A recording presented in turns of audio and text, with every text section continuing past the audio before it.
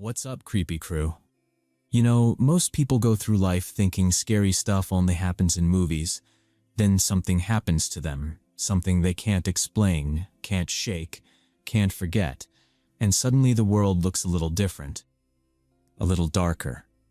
Tonight we've got a fresh batch of those stories, and I'll warn you right now, don't watch this one alone.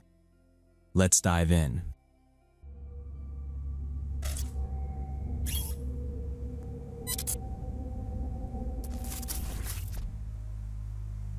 When I saw them on the security footage, crouched between the server racks just 2 aisles away from where I'd walked, I felt my stomach drop. They'd been watching me through the gaps in the boxes the whole time. Let me back up. I'm a night manager at a computer parts warehouse in Phoenix. 12,000 square feet of expensive equipment I'm supposed to keep safe. Usually I have a crew of 4, but early December means vacation season. And that week I was working with just one guy, Daniel, who left at 10 p.m. From 11 to 7, I was completely alone in that massive building. My job at night is mostly paperwork, checking automated alerts, signing off on shipments, and doing quick walkthroughs. Boring stuff. The kind of boring where you start noticing tiny things that don't feel right, even if you can't say why yet. The first couple of nights that week, I kept getting these little glitches. The loading bay door sensor chimed like it had opened, but the door was still shut and locked when I went to check. One of the handheld scanners showed as in use, even though all of them were sitting in the charging cradle. Our software is flaky, so I logged both as system issues and tried not to think about it. Still, it left me with that tight feeling in my chest, like when you're sure you forgot to lock your apartment, but you're already halfway to work. On Thursday night, Daniel slapped the metal frame on his way out and said, "Enjoy the peace, man." And I joked that my only fear was running out of coffee. I walked him out, watched his taillights leave the lot on the cameras, and went back to my desk. It was around 3 in the morning when my computer pinged with a security notification. Unauthorized inventory scan in Section D. At first, I thought it was another software hiccup, but the timestamp said 2 minutes ago and the scanner ID was one of ours. Nobody else was in the building. Section D is where we keep the processors we ship straight to data centers and clients. Each box is worth more than most people's cars. I sat there, hoping another alert would pop up saying it had cleared, then finally pushed my chair back, grabbed my badge and a handheld, and headed out onto the floor. On the walk over, I kept forcing myself to think of boring reasons. Delayed sync from the day shift, IT running a test, some automation bug, anything except a person. Section D looked normal when I walked in. Lights on, cage door closed, shelves lined with white processor boxes in neat rows. I pulled up the item list on my scanner and started counting. Row by row, shelf by shelf, the numbers didn't match what I was seeing. 23 units showed in the system that just weren't there. When I crouched to check the lower shelf, I saw clean rectangles in the dust where boxes used to sit. We hadn't cleaned that aisle in months. If the dust was wiped away, someone's hands had been there very recently. The cage lock was still in place and the numbered seal wasn't broken. No torn tape, no crushed packaging, no mess at all. Whoever took them knew exactly which SKUs to grab and exactly how to move without leaving much behind. That was the moment I accepted someone was inside my building. I walked fast back to the office and shut the door. I grabbed the landline and dialed corporate security. No dial tone, just dead air. I tried the second line. Same. My pockets were empty. My phone was in the car outside. Walking out there blind felt reckless. Instead, I sat down, opened the camera client, and scrubbed back a few minutes before the alert. On one feed, I watched myself walk into Section D. On another, 2 aisles over, 3 dark shapes unfolded from between the server racks. One of them leaned to a gap in the boxes, clearly watching the aisle I'd just walked down. What I saw made my blood turn cold. I scrubbed back to around midnight on the footage. Two men in dark clothing walked up to the East Service entrance, held something up to the electronic card reader, and the door just opened. Like they had legitimate access. They moved with purpose, no hesitation, walked straight to Section D like they knew exactly where they were going. Then I saw the timestamp from 1 a.m., my regular walkthrough. There I was on camera, walking down the center aisle past Section C. And there they were, in Section D, just 2 aisles over, crouched down between the equipment boxes, completely still. I walked within 10 feet of them and had no idea. My hands were shaking as I kept scrubbing through the footage. Around 2 in the morning, they carried the first load out through that same service entrance, loaded it into a white van with no plates. Then they came back inside. On the last frames I could see, they were heading towards Section F, where we kept server motherboards. My brain started filling in the parts the cameras couldn't see. Them listening to my footsteps, timing my route, figuring out exactly how long they had between my passes. I backed the footage up again and paused on a frame where one of the guys was leaned toward the gap in the boxes, his head tilted. If I had sneezed or dropped my keys, he would have heard it. I zoomed in as far as the software allowed, but their faces were just dark shapes under caps. No logos, nothing obvious on their clothes, just plain work jackets. I checked every other camera angle we had of that side, hoping I'd catch a better shot, but they kept themselves turned away like they knew where every camera was. I clicked through the timestamps and watched them move in and out of blind spots, always just outside the clean angles. They never rushed, never looked confused. At one point, one guy checked his watch, while the other scanned a pallet label like he was just doing a regular shift. That bothered me more than anything. People who are scared move fast and sloppy. These guys were comfortable in my building. If they could walk in and out around me once without getting caught, what stopped them from coming back whenever they wanted? Maybe on a night when I didn't notice the alert. I tried pulling up access logs for that east door, but the system just threw an error. Database unavailable, contact administrator. That same stupid red message that had been popping up all week while everyone blamed IT upgrades. Looking at that error with the frozen image of those two crouched behind me on the other screen, it stopped feeling like random glitches and started feeling like somebody had planned around them. I opened the alarm controls and double-checked that the dock doors were armed and the motion alerts were active. I wasn't going to walk back out there and play hero. I just needed to stay ahead of whoever was in the building long enough to get real police involved. I didn't wait to see more. I logged out of the camera system, unlocked the office door, and bolted toward the parking lot, my sneakers loud on the concrete. Every gap between racks looked like it could have someone in it, but I forced myself not to slow down. I cut straight to the nearest exit, slapped my badge against the reader hard enough to miss the first time, and pushed out into the night without looking back. I made it to my car, dove in, and locked the doors before I even reached for my phone. My hands were shaking so badly I had to redial 911 because I messed it up the first time. I told the dispatcher I was alone, that intruders had used a card to get in, that I had them on camera loading product into a van and they might still be inside. She asked if I was safe. I told her I was in my car with the doors locked.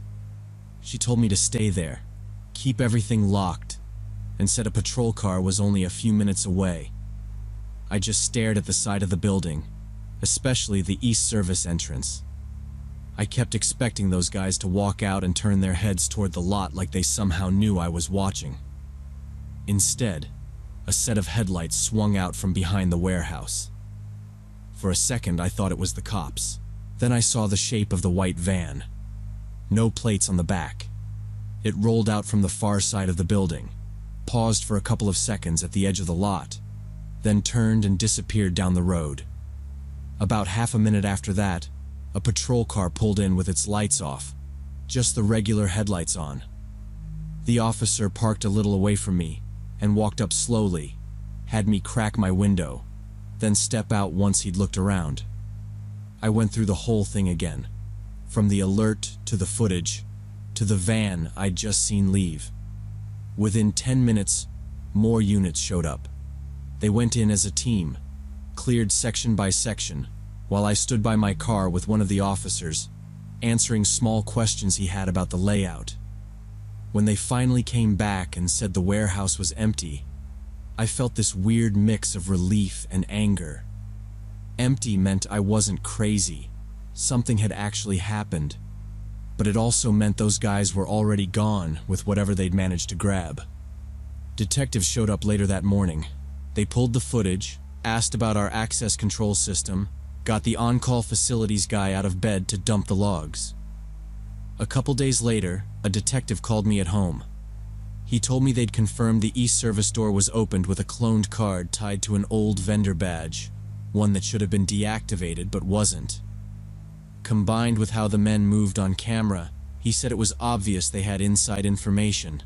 What sections held the most expensive gear, where our cameras were weakest, what our overnight staffing looked like, right down to the fact that I was alone after 11. Final audit put total stolen value at $173,000 in processors, motherboards, and networking hardware. They never caught the guys. Our company reacted fast. New badges, new door schedules, more cameras, stricter rules about walkthroughs. We had meetings, policy changes, an internal investigation that never named anyone. But it's been 4 months, and I still wake up some nights thinking about that footage of me walking past Section C while they sat there in Section D, close enough to hear my footsteps through the gaps between the boxes, just waiting for me to go by so they could quietly empty the shelves.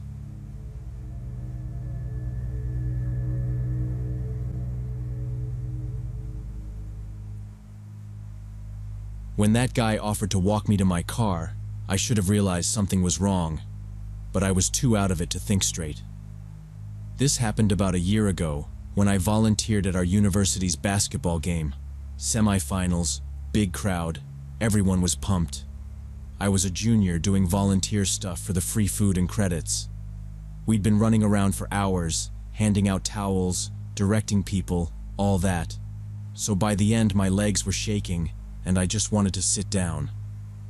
After the game, the organizers invited all the volunteers to the VIP lounge for snacks and drinks as a thank you. It sounded good, mostly because there were chairs.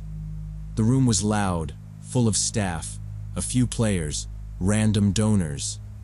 I didn't want alcohol because I had to drive, so I went straight to the cooler, grabbed a sports drink, checked the seal, opened it myself, took a few sips.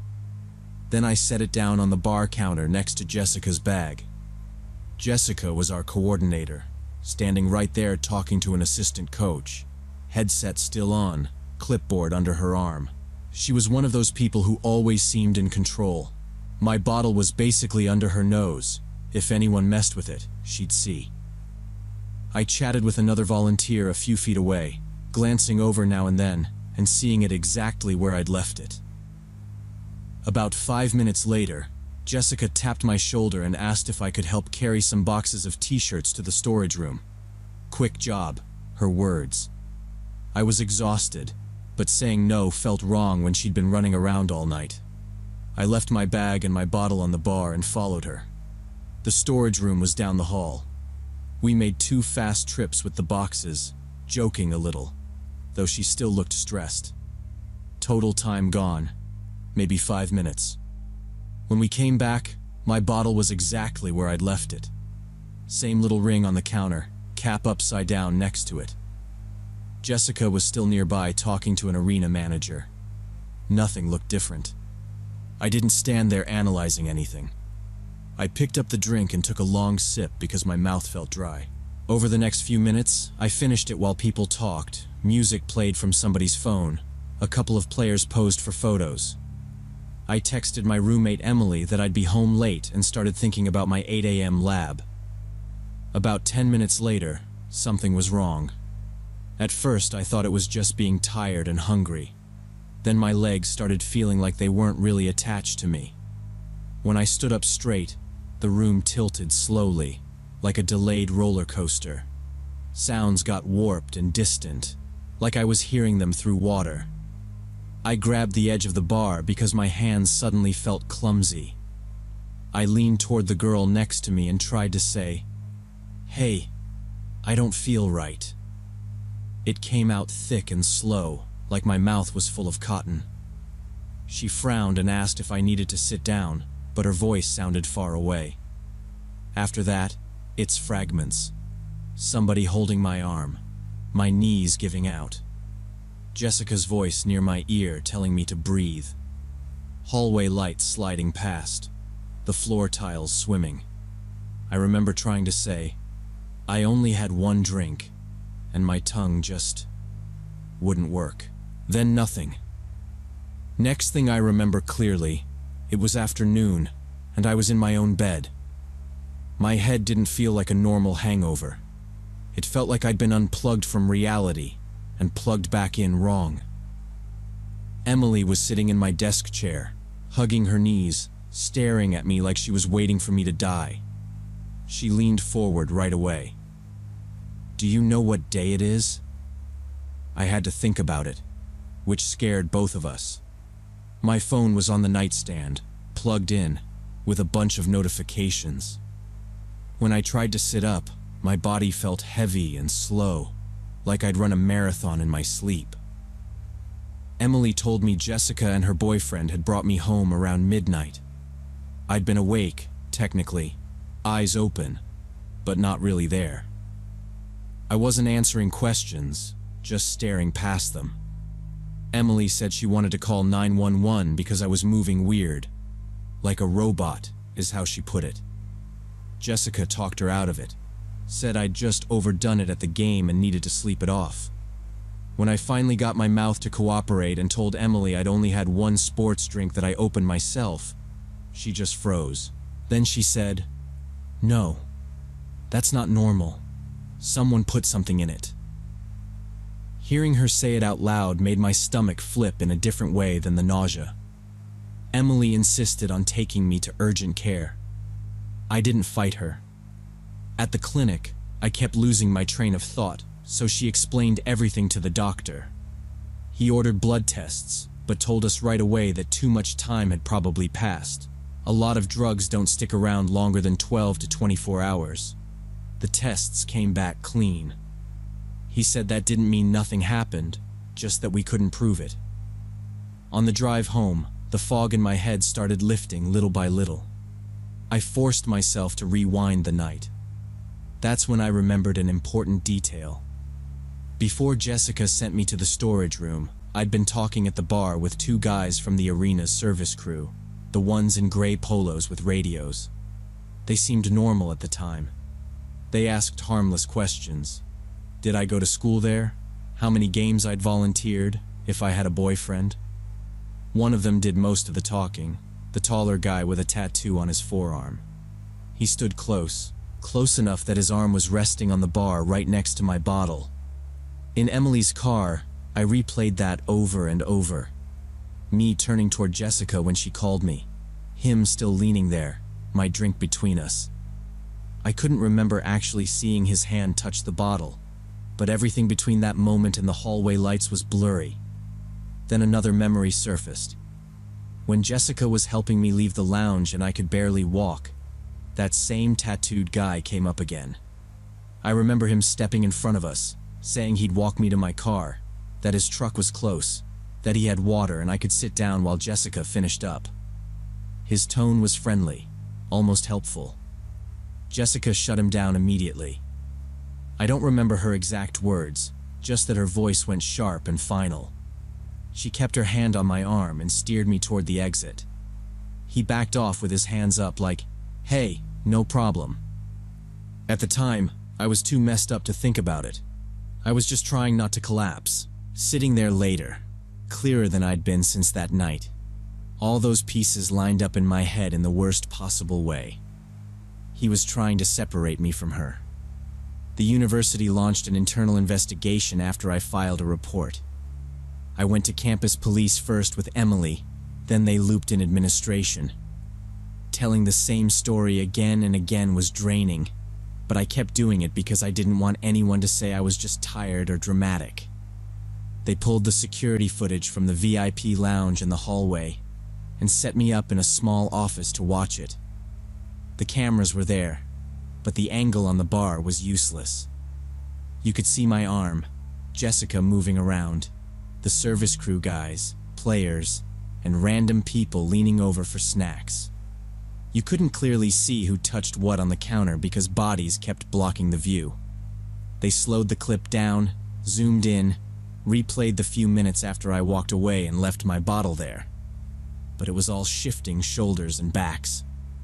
Watching it made my skin crawl because I knew something happened and still couldn't point to a single frame. Campus police brought both service crew guys in for questioning. I wasn't there, but the detective walked me through what they said. The one with the tattoo admitted standing near the counter and said the lounge was crowded, and that was just the open spot. He claimed he thought I looked pale and out of it, and he only offered to walk me to my car to help. He denied ever touching my drink, and his coworker backed him up and said they were unloading equipment most of the night. There were no fingerprints they could really use, nothing in my blood work, and no clear footage. Not enough evidence to press charges. The detective kept repeating that, almost like he was apologizing every time. He looked me right in the eye and said, "I believe something happened. We just can't prove who did it." Hearing that made my skin crawl. I walked out feeling like my body had been a crime scene that got wiped clean. I left his office more angry than scared. In the weeks after, my brain ran every possible version on a loop. Maybe those guys wanted to get me alone when I was helpless, and Jessica shut it down without even realizing it. Maybe it was some stupid prank that was never supposed to go that far. Maybe someone else's drink was the real target, and mine was just in the wrong place at the wrong time. The not knowing is the worst part. It sits in the back of everything like a blank spot where an answer should be. I've been anxious in crowded places ever since. Even standing in line for coffee makes me watch who's near me and where their hands are. At parties, I either keep my hand over my cup or don't drink at all. I'd rather seem uptight than feel my body shutting down again while everyone thinks I'm just tired. I replay what could have happened if Jessica hadn't walked me out, or if she'd let that guy lead me to his car. The investigation went cold after a few weeks, and the emails from the school turned vague and careful. Security added more cameras, signs, and rules about lounges and drinks. But that doesn't undo anything for me. I still see that tattooed guy at the arena during big events, pushing carts around like nothing happened. I can't prove anything, but my stomach drops every time. And I'm posting this so you remember to guard your drinks and question help when you're vulnerable, even in supposedly safe places.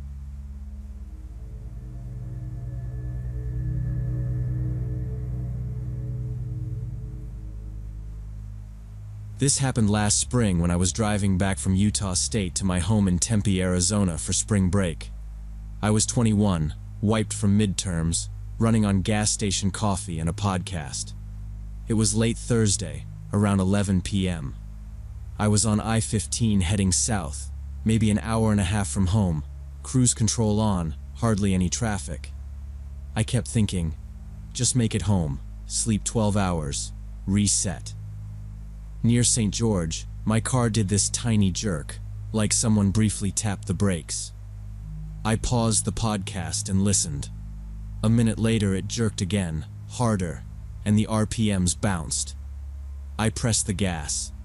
The pedals sank, but nothing happened. The car stopped pulling. My speed started dropping.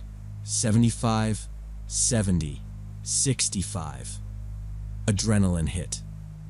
I flipped my hazards on, checked my mirrors and blind spot, and eased onto the shoulder. I hate stopping on the interstate, especially at night, but I didn't have a choice. By the time I coasted to a stop, the engine coughed and died. All the warning lights lit up at once. I tried restarting it. The starter cranked, that dry whirring sound, but the engine wouldn't catch. I let go before I flooded it. For a second, I just sat there in the dark, hands on the wheel, listening to the tick of the hazards and a semi roaring by way down the road. Then I grabbed my phone. 2 bars. Battery 18%. No charger. I called my dad. He picked up almost immediately. "What's wrong?" "Don't freak out," I said. "My car died. I'm on I-15 past St. George, on the shoulder. I'm fine." His voice changed. "Lock your doors. Right now." I hit the lock button, checked each door light and the windows like 3 times even though I knew they were shut. "Are you alone? Fully on the shoulder? Hazards on?" He rattled off. "Yes. There's no one around. The car just died." "Listen," he said, very serious. "Do not get out of that car. If someone stops, you do not open the door. If they act weird, you lay on the horn and you call 911 immediately. I'm coming. I'll be there in about 3 hours. Call the police right now and tell them you broke down on the highway at night." He used his no-argument tone. Hearing him like that scared me more than the actual breakdown. He drove trucks in his 20s. He's not dramatic about road stuff. I said okay, promised I'd call, and we hung up. The car suddenly felt very small. I pulled up the dialer and hovered my thumb over 911. Then I froze. No one was bothering me. I wasn't blocking a lane. I pictured cops showing up, looking at my dead car, asking why I didn't just call a tow. I only had 18% battery. I decided I'd wait. If anyone stopped and felt off even a little, I'd call immediately. I turned on battery saver, dimmed the screen, stuck the phone on the dash where I could grab it. I shut off everything but the hazards. Outside, it was just black desert. Every few minutes a set of headlights would appear behind me, sweep through the car for a second, and then disappear. Otherwise, it was just the ticking relay and my own breathing. About 40 minutes went by. My back hurt from sitting so stiff. I checked my phone, 14%. As the screen lit up, I saw headlights way back in the rear view, low to the ground, looked like a dark sedan. It was coming up slower than the others, kind of wavering between speeds. As it got closer, it moved into the left lane, past me, and I watched it keep going north. A couple minutes later, I saw what looked like the same headlights again, but now on the northbound side, heading the opposite direction. It must have crossed the median and looped around. It passed me on the far side and vanished into the dark. My shoulders tightened. People miss exits, I told myself. They turn around. It's normal. 10 more minutes, nothing. I checked the time, checked my battery, 12%. I was about to call 911 just to make my dad happy when the same sedan appeared again, behind me in my lane, now coming from the south. As it reached my car, it slowed way down, almost to a crawl. I turned my head and clearly saw the driver turn and look straight at me as he rolled past. My heart started pounding. The sedan kept going. Then its brake lights glowed faintly and disappeared up the road. 5 minutes later, those headlights showed up again. This time the sedan passed and then eased onto the shoulder maybe 50 meters ahead of me. It stopped. Brake lights went off. Headlights went off. Just a dark car-shaped shadow in front of me. I didn't move. I just stared at it, fingers resting on my phone. A minute passed. Then another. Nothing. No door opened. No interior light. The whole thing felt wrong in a way it hadn't before. Like this had switched from annoying breakdown to something else. Then the driver's door opened. Interior light flashed on for half a second. A man got out. Tall, thin, dark hoodie or jacket. He shut the door and stood by his car facing me. Not waving, not yelling, just standing there. I grabbed my phone again. Battery 11%. My hands were shaking so hard I almost dropped it. He stayed like that maybe 30 seconds. Then he started walking toward me along the shoulder, slow and steady, like he wasn't in any kind of rush. My brain finally kicked in. Get a plate. Get proof. I unlocked the phone, opened the camera, aimed at his car. On the screen, it was just a blurry, dark blob, autofocus clicking in and out. He kept getting closer. I swung the phone to the rear of his sedan, trying to catch the plate. The image stayed grainy and useless, but in the faint reflected light, I could make out the first two letters on the plate. L and P. LP something. I blinked and glanced at the corner of the screen. Battery 9%. The man was already about 10 meters away when I gave up on the stupid photo and hit 911. I backed out of the camera, dialed, and put the phone to my ear. 911, what's your emergency? A calm woman said. I started talking so fast I almost tripped over my own words.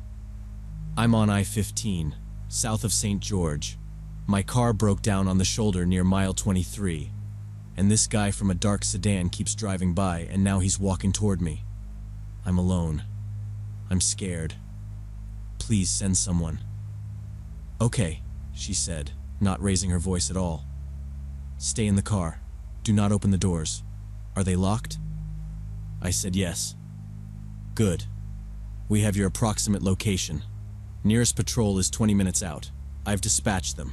Stay on the line with me, all right? I glanced at the corner of my screen. 7% battery. Outside, his steps crunched closer.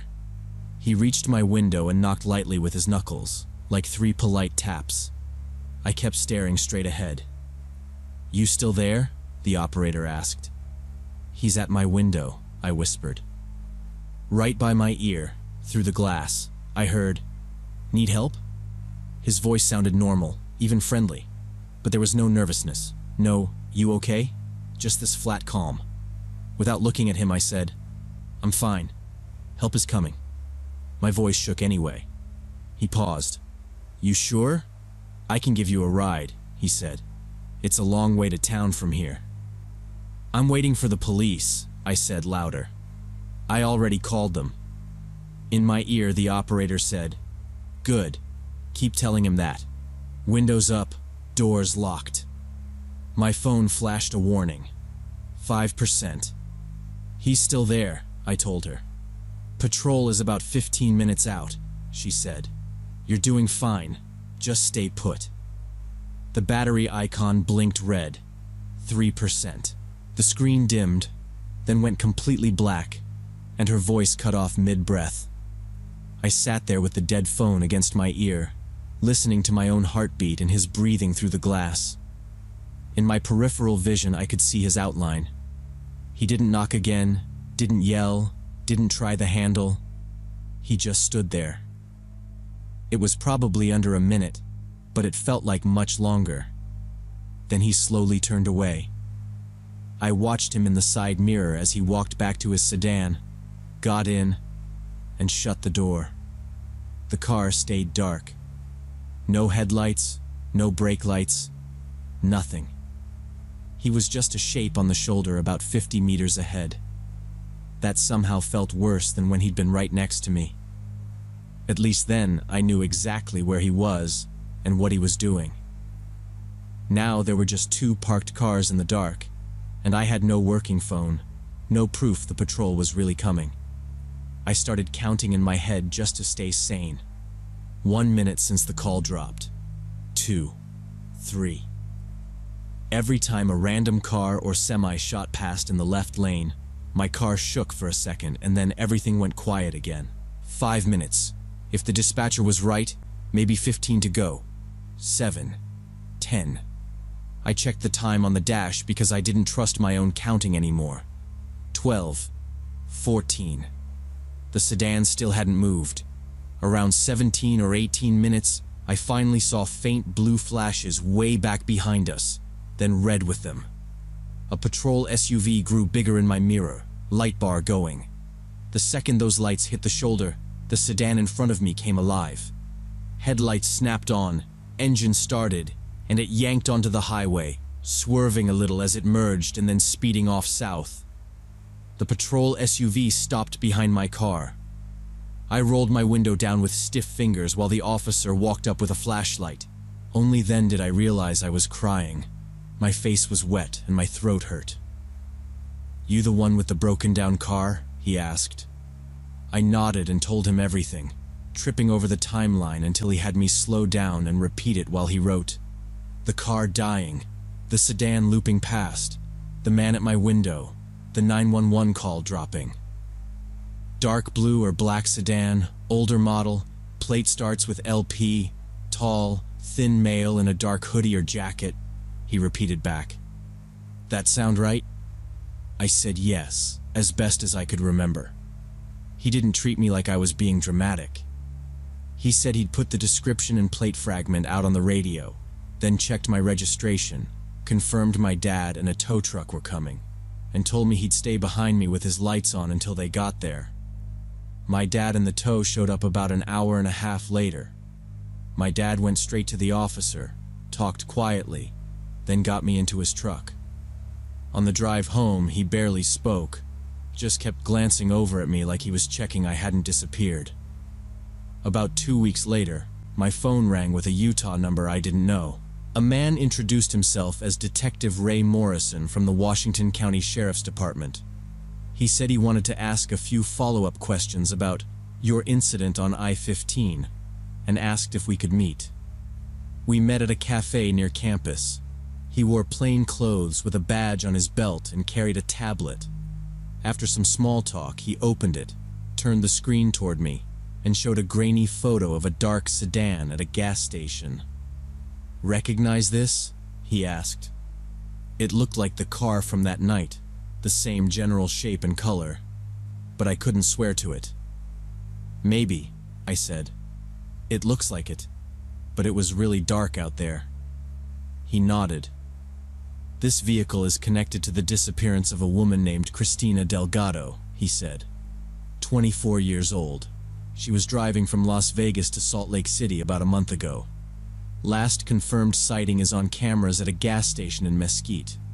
Her car was later found abandoned on the shoulder of I-15 about 10 miles north of where you broke down. No one in it. He watched my face for a second, then continued. Her body was found 3 days ago in a wooded area off a service road.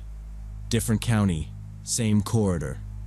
Another witness reported a dark sedan in the area that night.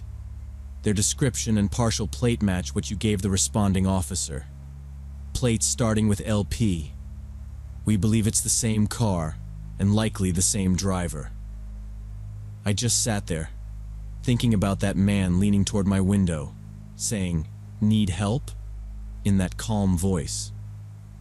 "You were very lucky you called the police," Detective Morrison said quietly, "and that the patrol got there when they did. I still can't drive on highways alone at night."